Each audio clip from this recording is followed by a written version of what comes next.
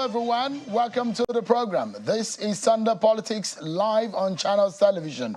I'm Sean Kimale in Abuja.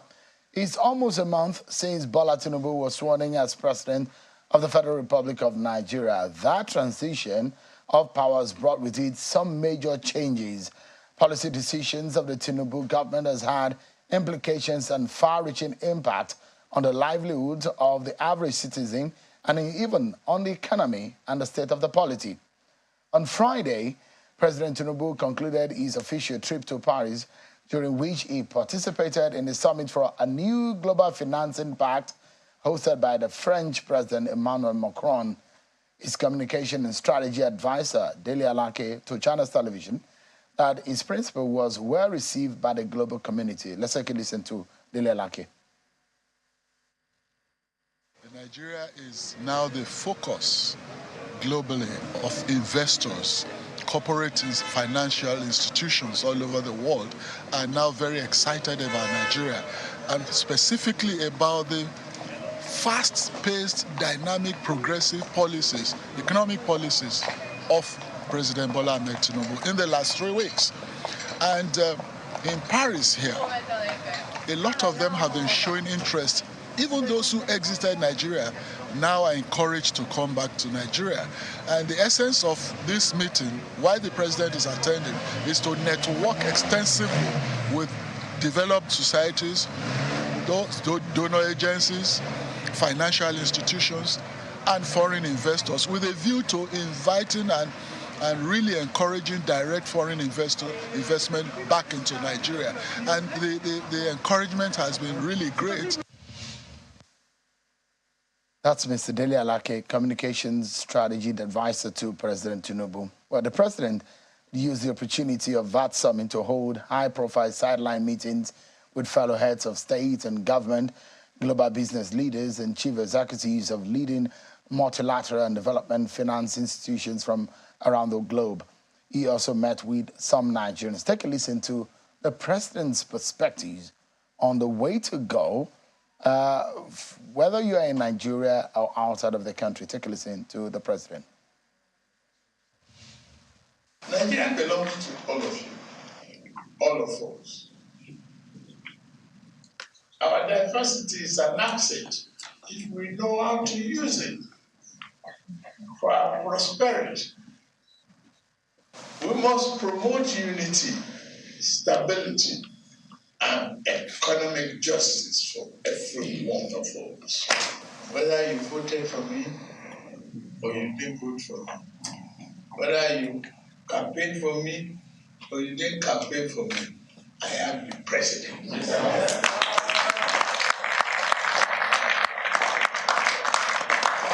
By the grace of God, I have to work on your behalf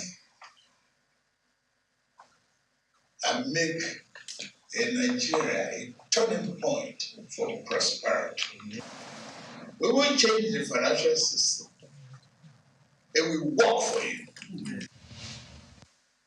All right, that's the president, Bola Tinubu. He was initially scheduled to be back in Abuja yesterday, which is Saturday, but proceeded to London in the United Kingdom, and the presidency had said that it is for a short private visit. Well, the decision of the president from removal of subsidy to merger of exchange rates to appointments of advisors and shake-up in the security hierarchy and suspension and investigation of the CBN governor and the EFCC chairman, the markets are already reacting to some of these decisions, and we have continued to see some impact, negative or positive. I mean, it depends on wherever you may be looking at dissecting these issues from. Tonight, I'll be speaking with a former Minister of Aviation, Mr. Osita Chidoka, to give his perspectives on the state of the nation in the last 1 month of the life of this country. Thank you so much, Mr. Chidoka, for joining us tonight. Thank you very much. I appreciate it. I mean, for someone who has served in the cabinet, a lot of people will say this is somewhat the honeymoon period for a president. But how critical is this period in the life of a nation? Very critical period, very, very critical. I saw you mentioned the key decisions he has taken, the unification of the exchange rate, the removal of fuel subsidy, and all of these are product of the IMF Article 4 consultation with Nigeria. This is what the IMF asked Nigeria to do. And the President Buhari government did not have the gumption or the capacity to do them. So President Tinubu had taken quick decisions on them. But if you read the Article 4, where they suggested the removal of fuel subsidy and where they suggested unification of the exchange rate, they pointed out it was going to have serious effects on Nigerians, and there is need for measures to protect Nigerians from these effects. So the bottom pyramid in Nigeria is going to witness a very, very dramatic change in their economic standards. So while the government is quick at adopting the IMF decisions, it doesn't appear to me that they have been quick in thinking about the impact it will immediately have on Nigerians and to reach out to Nigerians to ameliorate that impact. And that, for me, is the critical issue of governance. And that's the beauty of democracy, because democracy is a government that you come to power based on votes, on people. So those people that went out to cast their votes always have some demands from government. The fact that Labour is silent, the fact that not much has happened in terms of reaction is because for 8 years we had no government. And there now seems to be a semblance of government. So people are going to do a wait-and-see approach. But in that waiting and seeing, there's a problem. The problem now today is that if you live in Mararaba and you come to work in Abuja City, in say, Wuse 2, you probably were spending about 400 naira to get to work, and now you're spending 1,000, 1,200 every day. And if your salary was 70,000 for a low-wage earner of 50,000, your salary has not increased. So I think that, and I believe we will come to that, what I thought the government should have done together with this, because the history of IMF and its policies around the world, it's always good for the middle class, it's always good for the businesses, and sometimes it has devastating impact on the poor people of the country. So while I applaud the courage in taking those decisions, I'm still worried at the inability to think about the locking step that will go with it, the decisions that will go with it to make sure that Nigerians does not feel the full weight of the impact of this decision. So feeling the pinch and probably not drawing blood. Yes. Because, I mean, there's a different thing that you feel a pain and you're not bleeding from it. So, but the question now is that those who say, oh, well, we applaud the decision to remove subsidy, for example. And there are those who say, don't only remove it, but what about those who have stolen from the nation? Oil theft, subsidy scam, and racketeering that have gone on. If you were Bola Tinubu, would you just focus on the future, or you would have to dig back into the immediate past? Well, the past is already facing him because there's about $3 billion debt owed to the fuel importers. The 4 major companies importing fuel to Nigeria has a debt of about $3 billion, and they haven't been given enough crude to pay for those debts. So he has to pay the backlog of the debts. And there is to be some transparency to what has happened to get us to this $3 billion debt. How did we get there? So I see that he has taken action on the CBN governor, on the EFCC chairman, and I will come to that because I'm worried about the process and the procedure of doing that. But I think that it is important that you look into the factors that has made it possible for Nigeria to accumulate this amount of debt on fuel subsidy.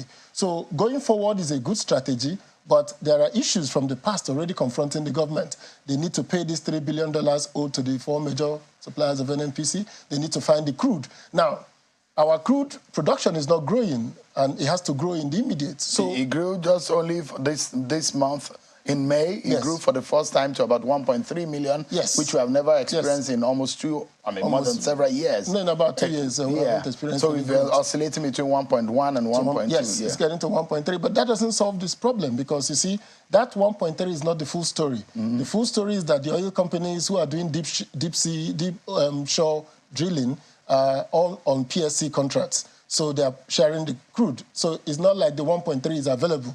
There are other, the joint ventures, the private operators, the marginal field owners. So it is important that the government begins to look at what has happened. And that is critical because if we don't increase the production, if we don't bring about a rapid rise in production and encouraging the country to be united again. Because that is the key. The problem that we're facing today is not just about taking economic decisions. Countries have taken economic decisions and it has led to failure. President Macri came to power in Argentina, promising to end years of Peronism in Argentina. But in 3 years of his government, taking decisions, removing subsidies, increasing electricity tariffs, hitting the people with all those measures, he lost the election in less than 5 years. The country went back into deeper problem. IMF had to bail them out with $57 billion. That's one of the biggest bailouts we've seen in recent times. So it is not just taking these economic sensible decisions. There is need to build national cohesion. There is need to build national trust. There is need to build a national momentum behind these decisions, because it's not just going to solve itself. I remember vividly that in the early days of President Buhari, and this over 8 years ago, and when he came with a lot of a swelling acceptance from a segment of the Nigerian people, those who voted for him and who were hoping, especially because of the insecurity in the nation and the belief that this is a general who is a no-nonsense man, I was going to change things around and all of that. But sooner than we knew it, when appointments started coming in, some Nigerians felt aggrieved about the manner in which, and criticism came about an alleged nepotism of his government on how he made his appointment. But, you talked about cohesion and the need for a national unity. Does the Tinubu government in the last 4 weeks, has it shown any kind of sensibility and sensitivity towards inclusion and principles of federal character? So I will speak as somebody who belongs to a party that is famous for its inclusion, the PDP. The APC in its history hasn't shown any sense of sensitivity to federal character principle. But I was in this country for the past 8 years when the principle was brutally violated. Brutally violated. I came on this program, I spoke about the Federal Character Commission. I spoke about the fact that our whole paramilitary agencies, 18 of them I could think of at that time, were headed by people from one part of the country. I wrote several articles about Buhari's constant violation of our national agreed principles. And for most part, people rationalized it. People argued that he was appointing people he knew. He was appointing competent people. So I find it objectionable for people who did not say a word when this country was brutally harangued by a government to now talk about issues of appointment and sensitivity in 4 weeks. I feel that that's a violation of decency. So what we need to see is that at the end of the day, the PDP plotted out a zonal structure that worked for it. So for us, the first 6 positions in Nigeria are the president, the vice, the Senate president, the speaker, the chairman of the party, and the SGF. Those are the 6 people that we normally give to the 6 geopolitical zones. So I want to see how the APC will do that. Already, the election has already given Southwest, Northeast. We're already seeing a South-South Senate president. We're seeing a North-Central speaker and a North-Central SGF and a North-Central chairman of the party. So I'm waiting to see how the APC will go to sort out that 6. Then I'm waiting to see how they will do the 6 the ministries in Nigeria, whether they will grade them in terms of their effectiveness in governance. So for PDP, there were 6 key grade A ministries, 6 grade B, 6 grade C, and every zone got 1 of each. That way, there was a sense of inclusion. In the paramilitary sector, military sector, so I think it's still early days for the president to talk about I wanted his appointments. I wanted you to look at one of the areas that some critics of the Buhari government came out vehemently against him was his appointments of security, the service chiefs, and critical security positions. I'd like you to look at how we tried as much as possible to place these appointments in the different region and states of the service members of the service chief. So if you look at it, for example, the NSA from the northeastern region of the country, the IGP from the southwest, and the chief of army staff also from the southwest. So we see an appointment from from the south, from the southeast, and from the northwest. We had 2 there. So from these are just about 7 or so appointments so far made within this sector. DSS, NIA, there are no new appointments made in those respects. But from what you see on the screen, does that sense that you're trying to portray based on also those political positions that have been held, those 4-6 top positions, does they agree with those sensitivities? I think they've been fair in trying to push the appointments around the country. I think it's been largely fair. But it's unimportant, because it would have been totally unimportant if he faced what I consider the critical issues about Nigerians making their choices. For the kind of uproar that the election caused, the way he went after the CBN governor is the way I think he should have set up a panel to look into the INEC. Yes, because you see, he has won the election. They've declared him winner. The courts are going on. And we are we're watching carefully what's going to happen in the courts. Because you see, when there is national consensus behind a leader, this pales into insignificance. This is unimportant, because here I can see every zone is appointed. But what does it mean to you and me on the street? It means that we're looking for security.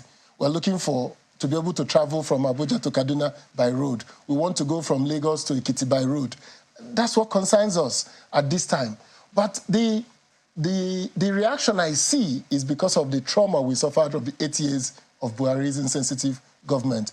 And more important now, with the challenge that has come with the election, with the deeply divided election, and the president must always remember that he ended up with 30-something% of the voters. So it's a minority majority. 60-something% of the voters said no. So in trying to win back the people's confidence in our electoral process, in trying to win back our people's trust, that what matters is who do Nigerians want to elect. And once we elect him, we will trust him. Because you see, the Nigerian constitution is such a beautiful one. You cannot be president of Nigeria without winning across Nigeria. You must get 25% in 24 states. You must. That's the first, after winning majority of votes, you must get 25%. So, meaning that every president already has a pan-Nigerian mandate. So what is happening here is that for us to trust that that president is our president, we've elected him, we must trust him to take decisions about bringing people who will carry out the job while respecting our national diversity.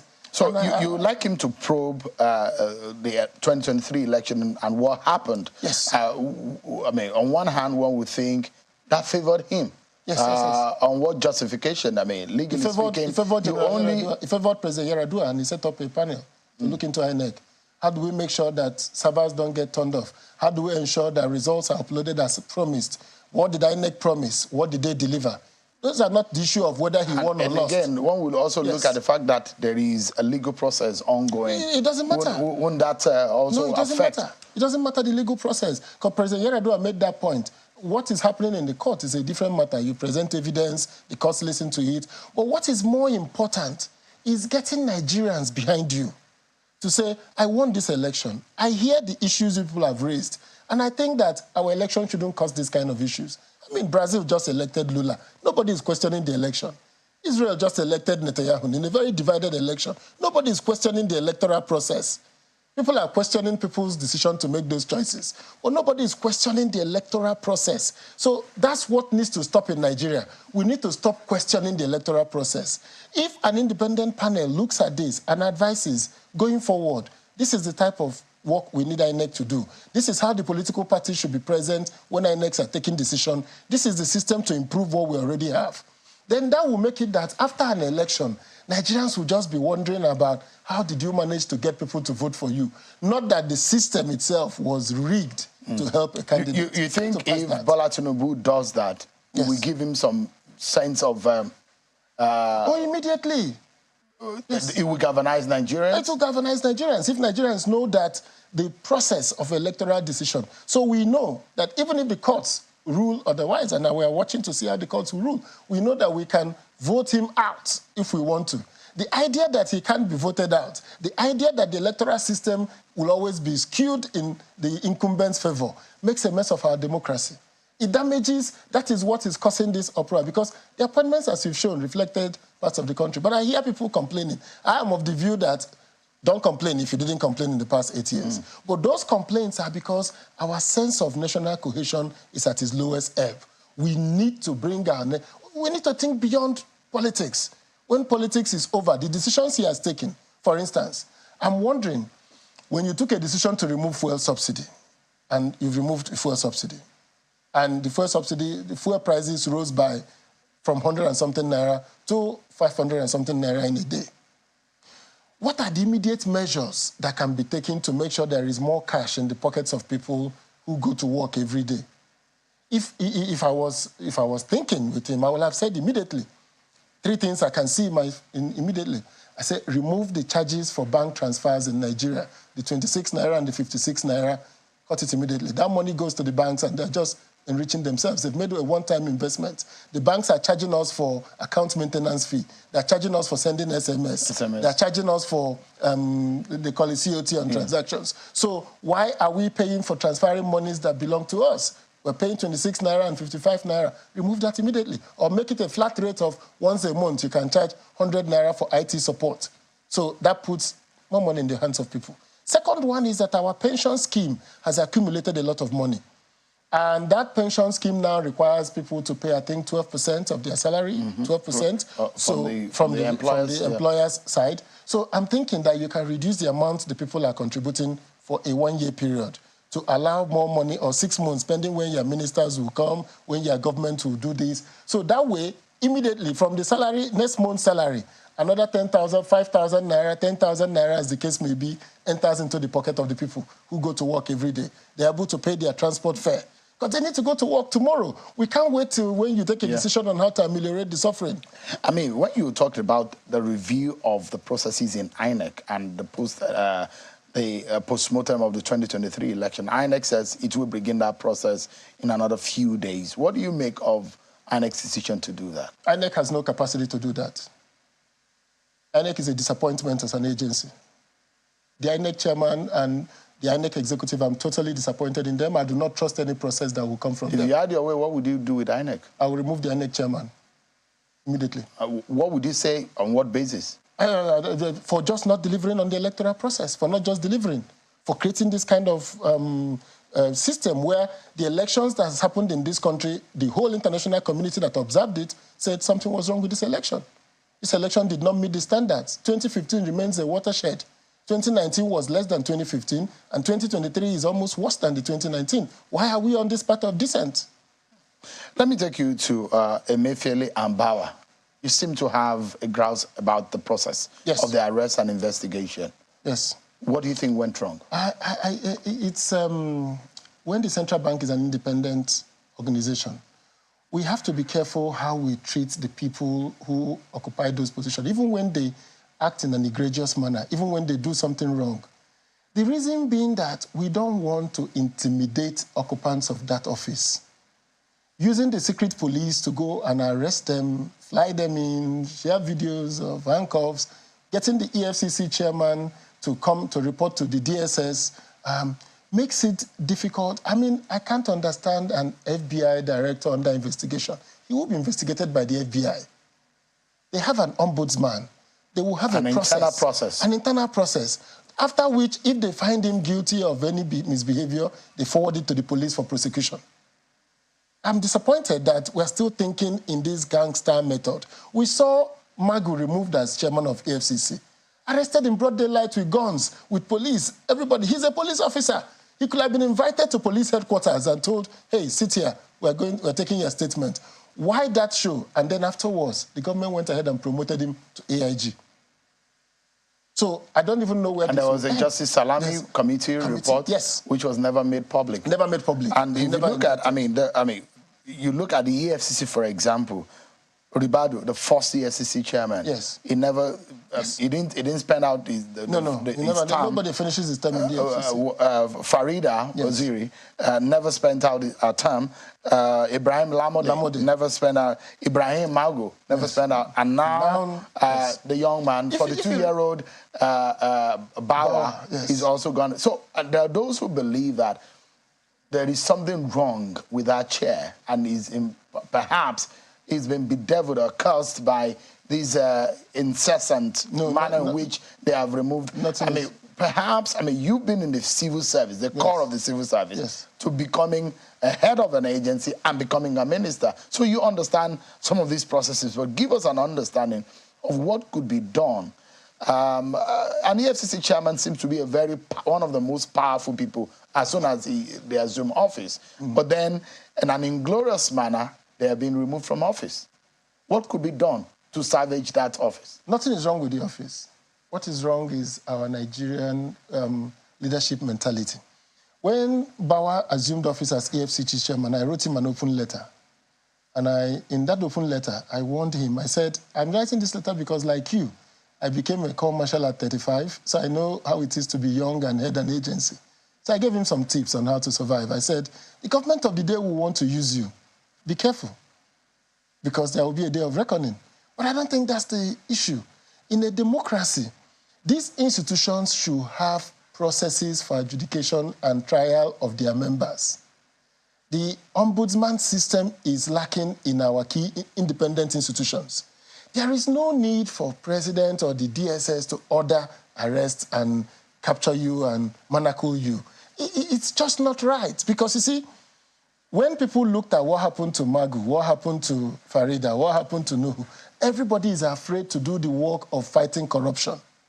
Don't forget, the EFCC chairman is supposed to be investigating, including the president. Now they are intimidating them. The police commissioner in Israel is investigating Prime Minister Benjamin Netanyahu. He's investigating him. He even won an election again, and he's going to see if he can change the law from the courts. But the police commissioner is of the view that I have 3 investigations before me, I will conclude them. So even when Benjamin Netanyahu cried out and said, this is political witch hunt, the commissioner said, no, please face your business. It's not, we're here to do our job. All over the world. There are those who will say also, some anti-corruption crusaders have said, look, whenever some of these heads of EFCC at some point, when they take on very powerful politicians or politically exposed person, they get into trouble. So sometimes that's the consequence of the inglorious manner in which we're not serious about fighting corruption. So that's why I said the president ought to have given out a new tone. He ought to have, if I was advising a president and I said, I would have said, no, give out a fresh tone. Let there be petitions written against the chairman of EFCC, even if it is by the government, to the EFCC board, and ask them to investigate this egregious behavior, these activities of the EFCC chairman, that activities of the governor of the central bank. In the Central Bank Act, the governor is the chairman of the central bank board. So there must be a process in the act, and we should amend the act to reflect this, that says, in the event the chairman is subject of investigation, who takes over as chairman, who acts in his stead, what is the disciplinary process? Because we must maintain the independence of these institutions. How would the newly appointed EFCC chairman try to investigate the president, his wife, his children, or the vice president, or the Senate president? But they've seen what has happened to Bauer. You could end up from your office in the morning down to a dungeon cell in the night. And I'm not saying that he hasn't done anything wrong or he will not be found guilty. I am saying that that process sends wrong signals to everybody. And the future civil servants, it started from General Montala Mohammed. Since he sacked civil servants over the airwaves, civil servants have become to acquiesce to political office holders.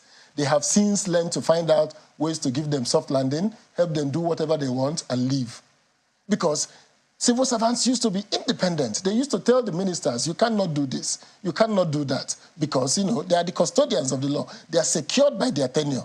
But now that we have a situation where you could wake up in the morning and remove the EFCC chairman, I'm sorry that will give wrong signals.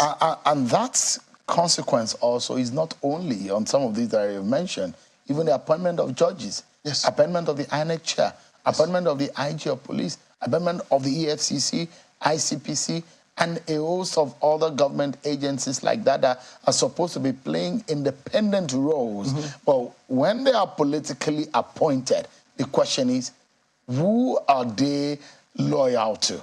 Are they loyal to the nation and to the law, or to the appointor? So I believe that in a presidential system, the president should appoint those people. I believe that. I think the power of the president to manage the executive, to determine who will work with him. But then his power ends in certain independent positions once he makes the appointment. The removal then becomes a different process. He cannot have that power to just simply, in certain positions, he needs to go back to the Senate or something. But beyond that, there should be a convention. There should be that sense of legalism. Despite it looks slow, it looks that it's a slow process, it doesn't show you're a strong president, but there is an important dimension to showing the respect for legalism, to saying, we have these concerns about the EFCC chairman, a report is made to the board of the EFCC, the ombudsman, the people who have power to discipline him. And if they find him guilty, then we will forward it to the police. And he will not run away. Nothing will happen. The country will not dissolve. What will happen is that future appointees will know that they are secured in the work they do. They will know that for them to be punished, they have to do something bad. So if you don't do anything bad, you're sure that you're secured in your office. Let's take a breather. And when we come back, I'd like to get your view on the consequences of the removal of subsidy, the merger, and you touched on it earlier, but I'd like you to talk on a bit more on the effect and what you think could have been done to be able to ameliorate what is now looking like a painful execution of these policies on the lives of many Nigerians. We'll take a break, and when we come back, I'll continue and closure of the conversation with Mr. Osita Chidoka, a former Minister of Aviation, and then afterwards we'll be speaking with the founder of Budget, Mr. Shewoni Bide. A lot of those who say cost of governance is a major crisis in this country, and if it's not cut and managed properly, we are headed for a doomsday. We'll be talking more about all of these issues when we return from the break, everyone. You understand?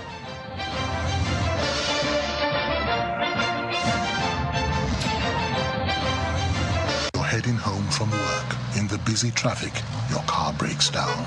Car horns blast. Your car is pushed aside. You call for help. Phone battery blinks and dies. You take a cab. Few miles, tire bursts. What a day. Frustrated, sweating, and tired. Nearing home, darkness envelops the street. Wow, just one house is bubbling with life. Brilliant lights, loud music, smiling wife, all welcome you. We alone have light? Yes, it's JRB Solar Energy Systems, my anniversary present to us. No matter how dark life is, the sun is gonna shine on everything you do. JRB solar inverters, batteries, solar panels, solar streetlights, and more. Telephone 0906 752 1111. Email sales@jrbsolar.com. JRB, the sun is gonna shine on everything you do.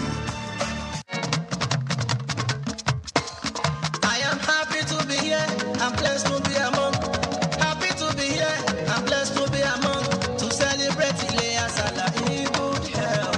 Thank you, Allah, for keeping me alive. I am happy to be here. I'm blessed to be among. Happy to be here. I'm blessed to be among. To celebrate Ilea Salah in good health. Thank you, Allah, for keeping me alive. Oh, Nigeria. But that is Allah. I brought home some property.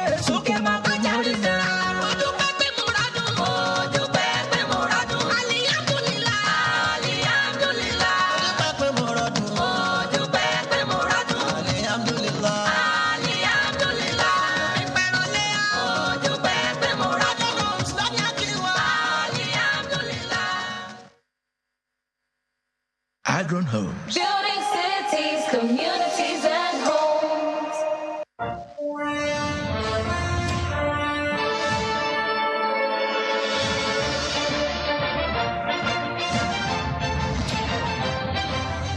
Thank you so much, everyone, for staying with us on the program.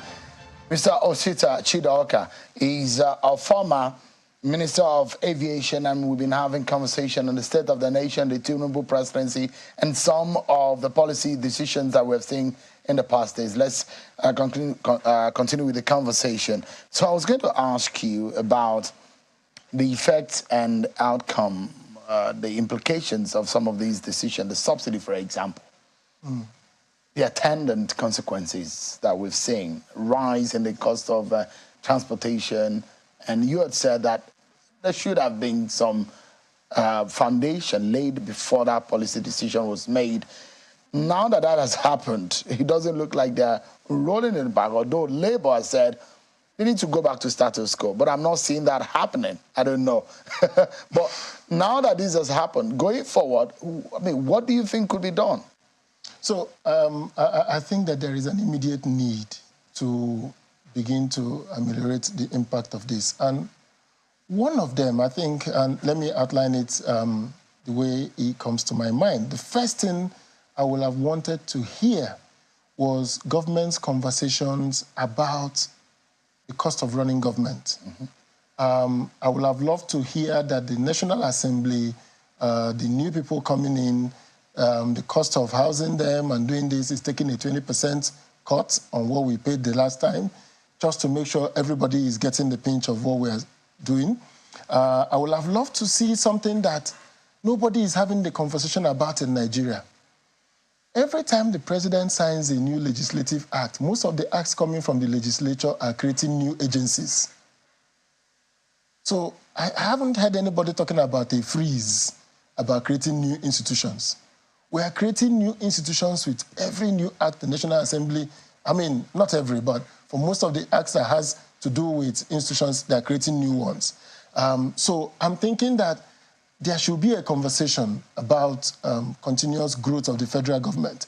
The federal bureaucracy is growing wider and wider and needs to be hemmed in. So that's one. Number two is that I think the government should have thought about quick fixes. I mentioned the first one, cutting the cost of money transfer, doing everything that is costing Nigerians money and putting that money back in the pocket of Nigerians. So I think removing that cost and also doing something about personal income tax. If I were to advise, I would say there should be a cut on personal income tax. And then as the government is envisaging increasing electricity tariff, as the government is envisaging removal of fuel subsidy, so the deductions at the end of the month for taxes, for pension, and I believe the government should, at least for a 1 year period, reduce the part contribution of the workers. So that way, people get more money in their pocket in the immediate. And then within the period when the economy begins to stabilize, for those who are going to work every day, for those who work in the organized private sector, and for those who work in the unorganized private sector, the informal economy, I'm of the view that the government should have also thought about the previous program of conditional cash transfer, unconditional cash transfer. But that, for me, will not solve the problem in whole, but people need to get some money in their pockets now to pay the bills today. The bills are not going to be paid in 3 months' time or 6 months' time. The bills are being paid today. And then lastly, because I wanted to get this point, agriculture is the mainstay of Nigeria. So announcing wide and far-reaching policies, security policies, to secure our farmlands, to secure that people can go to the farms, people can produce agricultural produce, and people can bring it out to sell, will be a major step in the right direction. So that at the end of the day, as we are witnessing, as this is happening, the removals of this subsidy, the unification of the exchange rate, which I think makes a lot of sense. I don't know why anybody should have the power to allocate anything to anybody. I've lived in many countries and I've never heard anybody saying, I'm going to buy dollars because I'm traveling. No, people just travel. They hold their card from their banks. If the dollar is 700 naira on that day, that's what it exchanges. If you want to spend your money, that's what you spend. If you want to send your child to school abroad, pay the 700 naira. That's the cost. So I think that we need to quickly move on those things. But more important, the empathy, the social impact of these decisions. That is the beauty of government. Government is not just about the bottom line. Government is about people. I think I'd like to anchor on what would be your own suggestion, because there are conversation on the minimum wage. Yes. What would be your own suggestion on the mark, the new minimum wage? I think the minimum wage needs to rise.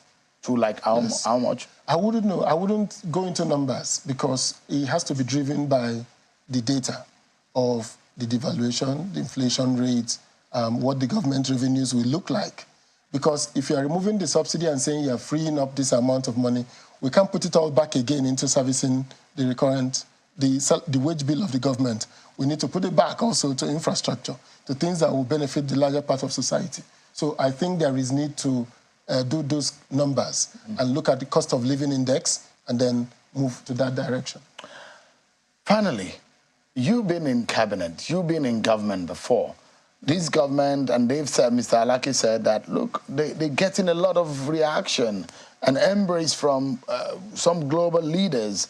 And some people will say, well, it's still early in the day, but if there is any note of warning that you would like to sound tonight from someone who has been in that corridor before, what would that be? And don't listen to the international community. Don't. They didn't vote you. They're not going to put money here. They're not going to put any cash here. They all like what the IMF is saying, unification of this, because they want their businesses to come in here and do business and go. They want their airlines to transport their monies back. They want their oil and gas companies to take their money back. They want to buy Nigerian bonds and make profit on them. So please, our interests with the international community at times are divergent. We need them. We need their support. We need them to, but we shouldn't get carried away with what the international community is saying. We need to get worried about the lack of cohesion in Nigeria. We need to be worried about the inability to get the momentum for these policies. One of the leaders I want to advise the government to look at is Modi, Narendra Modi. He's managed to get Indians behind him. There are complaints, of course, about his high-handedness, about his Hindu nationalism, but the majority of Indians feels that the economy is moving in the right direction. So what is important with a leader is your people. Let us not be confused about traveling the capitals of these worlds, thinking anything will change. The United States is not going to put any money here. The Chinese will do, but for their own business interest. So what is important for us is that once people see a country that is cohesive, that is united, secured, and making sensible economic policy, the international community will do business with us. Mr. Osita Chidoka, our former aviation minister, thank you so much indeed for these conversations. I appreciate it. You're welcome. Thank you so much indeed. Thank you. Let's switch gears, but not too far away from what we've been talking. We dive into critical issues plaguing Nigeria, the cost of governance. We'll be exploring how this burden affects our economy and the lives of our citizens. So let's dive right in, everyone. The cost of governance refers to the expenses incurred by the government to run its administrative machinery and provide essential services to the citizens. In Nigeria, this cost has skyrocketed over the years, prompting concerns about the implications. But what are these implications? Let's break it down, everyone. I'm being joined by an economy expert and the co-founder of Budget. Thank you so much, Mr. Seun Onigbinde, for joining us. He joins us virtually from Lagos. Thank you so much indeed for your time tonight. Now, we've been talking about the policy directions of the Bola Tinubu administration. But from your own point of view and for you, what comes out to you that they've done, perhaps one that is right and one that is wrong that you think that you'd like to speak on tonight? I think they've done a few things, passed laws. The two most important things have been done. The removal of fuel subsidy, that's the major one. We also know that the exchange rate parity is also something that has been done. In my own view, the market is still going through a process of discovery, so we don't even have the final price point yet, but we're already seeing that the gap between the parallel market and the higher window has closed. But I think that's something that is necessary.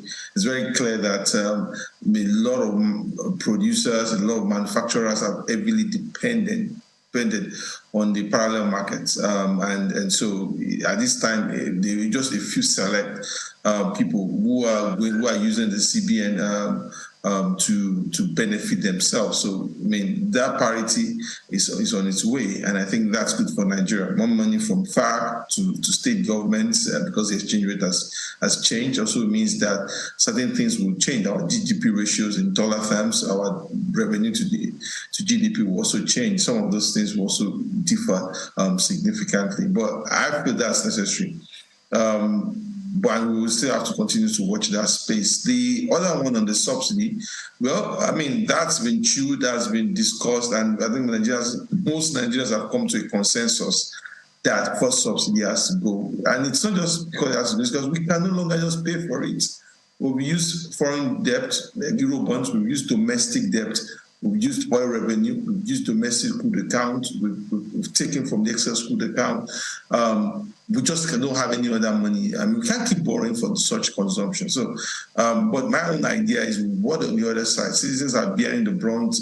They have accepted to some extent and given this government some pushing for 488 naira to $1, 488 naira per liter, 50 naira per liter. They've accepted those figures, but there are also constraints and there are also concerns that is the government also playing fair by them? Is the cost of governance going down?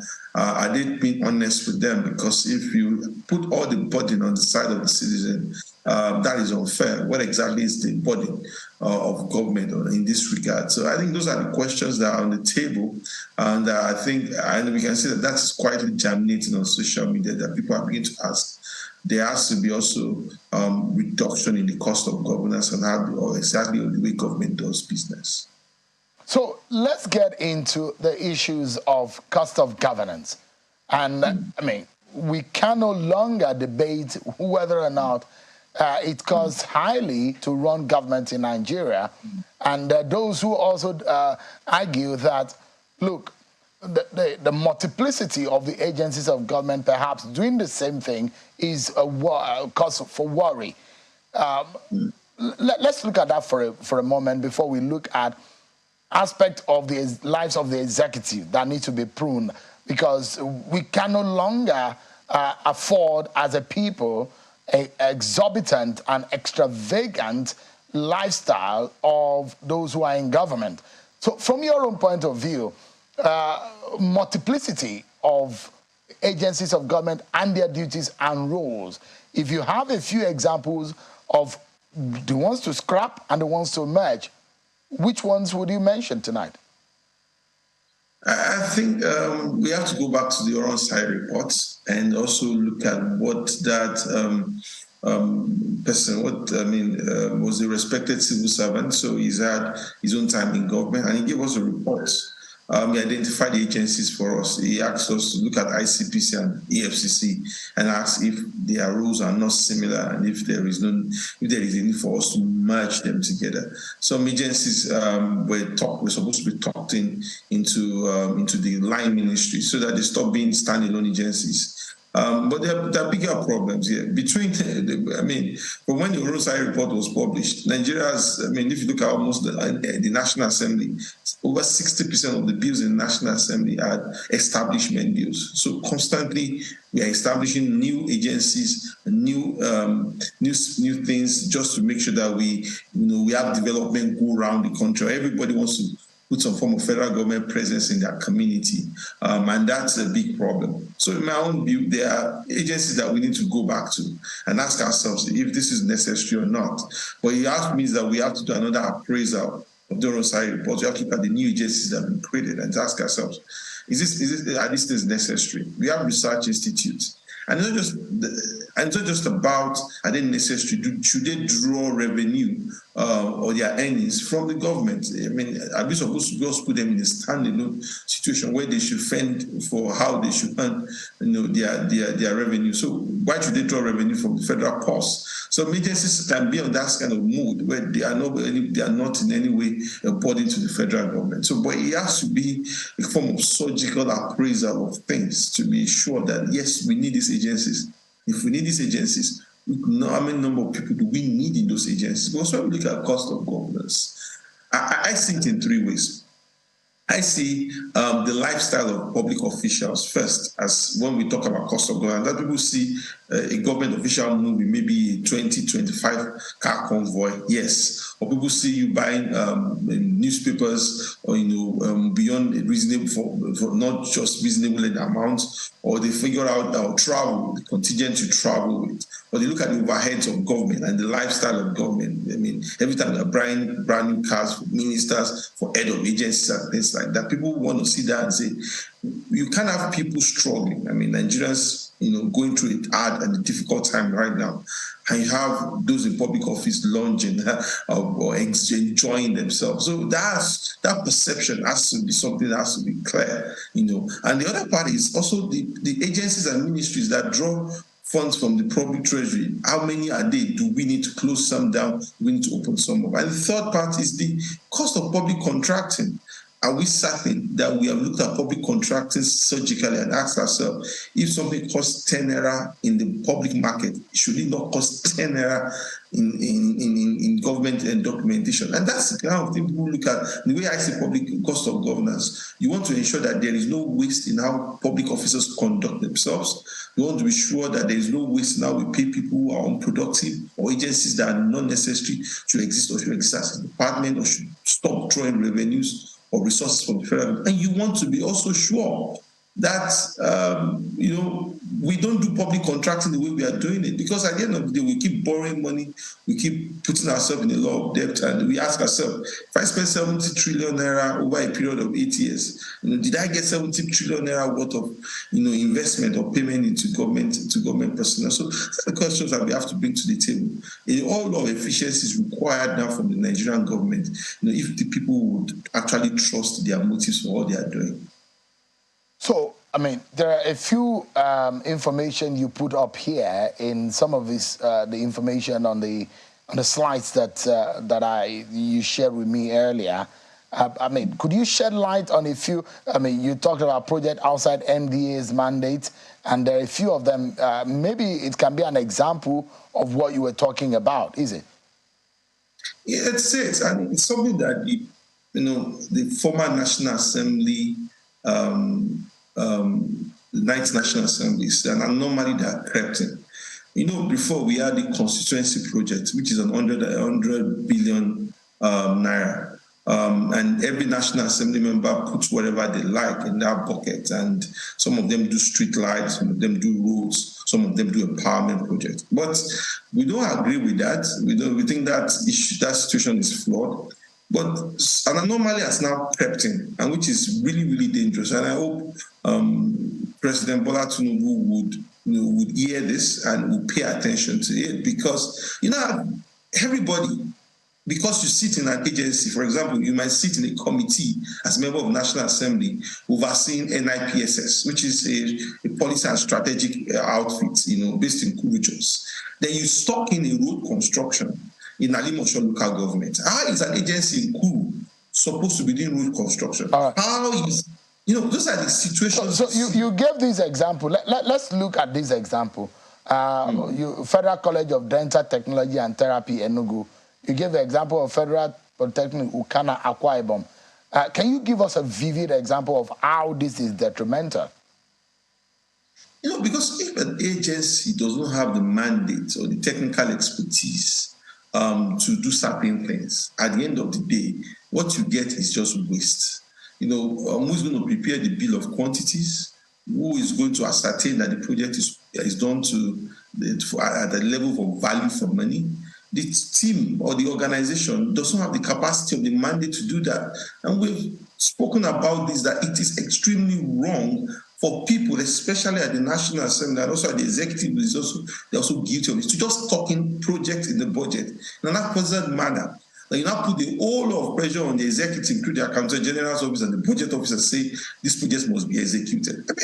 We're spending billions of naira on this kind of things. And I pray that in the 10th National Assembly, such things do not happen. And the only way it would not happen is that the executive will not incentivize it. Put those projects in the budget, then the executive should not implement them. But in a situation where you find that a border community development association is constructing roads, somewhere community in Ibadan, it just doesn't make sense. So, Mr. Onibinde, I looked at the issue of the debt profile and what the DMO has said, and they said, look, for Nigeria not to enter into trouble, and first and foremost, there's a warning by the DMO about and the manner in which this present government should take on the issue of debt and borrowings.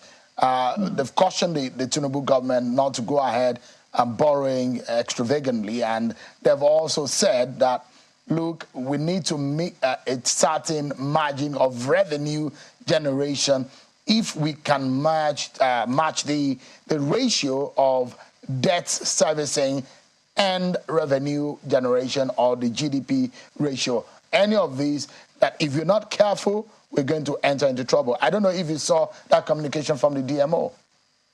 I saw it, and I thought it was professional. I felt like that's what we expect of public agencies. They should be able to say the facts, irrespective of who's interested or who cares about it. And I'm happy that they were able to say this. This is not even the final position of our debt. I feel we hold more than this. By the time when all the ways and means kick in and all of that, I'm sure public debt will be higher than this.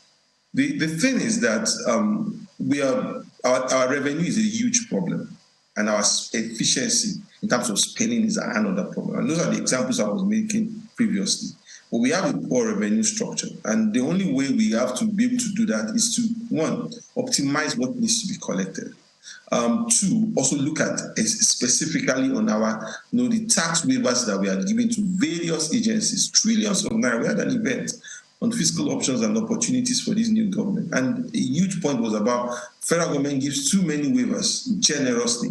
Some of them are not necessary. Some of them are even destructive for those industries where the waivers have been given. I mean, those kind of appraisals need to happen. And they now have to give the Riot Act to different revenue agencies, especially revenue generating agencies, to be able to do with more efficiency. So our revenue, if you look at our debt to GDP, is still within permissible levels. But if you look at our revenue, when you look at debt servicing numbers and compare that to revenue, it's outrageous. I mean, it's beyond normal level. I've not seen any financials of any country, in every respectable country, that's spending around 80 to 90% of its revenues, especially at the federal level, on debt servicing debt. Yeah, something has to be around that. Yeah. So two quick questions so that we can anchor. One is appointments are going to be made. In fact, there are those of the view that some ministries are supposed to be merged with another, and not at this time, that Nigeria is at a crossroad where we need to manage the resources, especially the running of government. If there are ministries that you think could be made, the appointments are going to be made, and satisfying the federal character, every state will have to have a minister that is looking at maybe more than 36 ministers that will be appointed. Can we show that some of this burden is not too much? And which of these ministry, if you are to advise, can be matched to cut down cost of governance? Thank you so much. Honestly speaking, merging ministries, it's a good idea. I think we did power works and housing, and somehow that didn't work out. I think the major problem is the size of ministers. Somehow we need to go back to that constitution and say we don't need 36 ministers. We could do well with 20 ministers. And when we are honest about it, because at the end of the day, even if we merge ministries, we still create a cascade of the super minister, minister of state 1, minister of state 2, and things like that.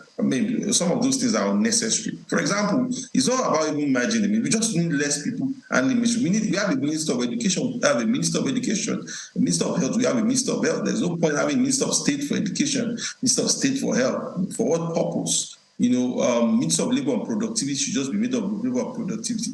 The ministries are tightly fitted to some extent. The question is that we just need one person to man them each, and one woman or woman to lead them, and that's what it should be. Not us having a minister. I think Barrister Festus Kiyamo also mentioned about the abnormality somewhere around the Minister of State. I pray, but this is a constitutional issue. It looks like the president's hands will be tied. But he can set up his own. It could be simple as the president will appoint 3 persons at least from every geopolitical zone, and I think that's just fair enough.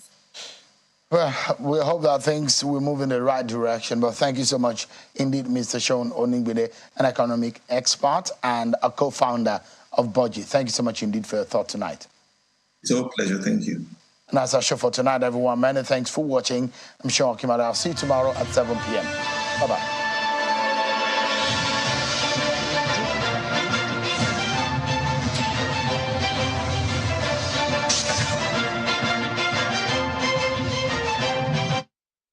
social media platforms using your mobile device browser, or download the Channels TV app for Android and iOS devices from their respective stores. You can also watch us via your smart TV platforms on Apple TV, Android TV, Fire TV, and Roku. Channels Television. Ubiquitous.